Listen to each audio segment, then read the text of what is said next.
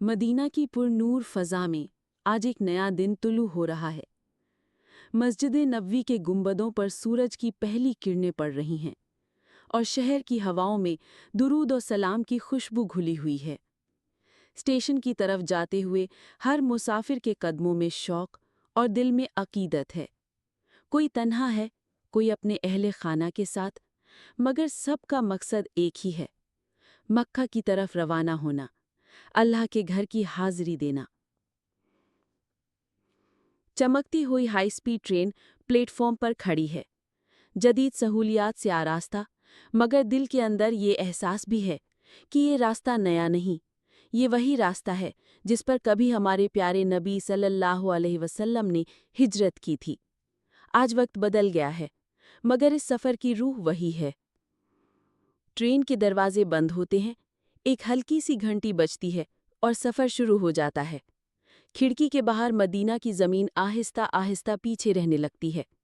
सब्ज खजूरों के बागात एक एक करके नज़रों से ओझल होते हैं और उनकी जगह सुनहरी रेत के समंदर आ जाते हैं। ट्रेन अपनी पूरी रफ्तार पकड़ लेती है। बाहर मंजर बदलते हैं, कहीं छोटे छोटे गांव, कहीं ऊंचे पहाड़, कहीं रेत के टीले।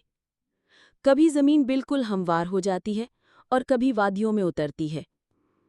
मुसाफिर खिड़की से बाहर देखते हुए गहरी सोच में डूब जाते हैं। कोई तस्बीह पढ़ रहा है, कोई कुरान की तिलावत में मसरूफ़ है और कोई बस खामोशी से आंखों में वो मंजर बसाए बैठा है जो मक्का पहुंचकर देखना चाहता है। ये रास्ता कितना खूबसूरत है।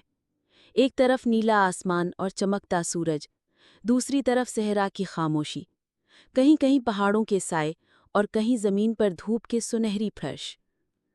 हर लम्हा यूं लगता है जैसे ये सफ़र भी एक इबादत है। वक्त कैसे गुजर जाता है पता ही नहीं चलता। और फिर अचानक पहाड़ बदलने लगते हैं। सामने वो पहाड़ आ जाते हैं जो मक्का की निशानी है।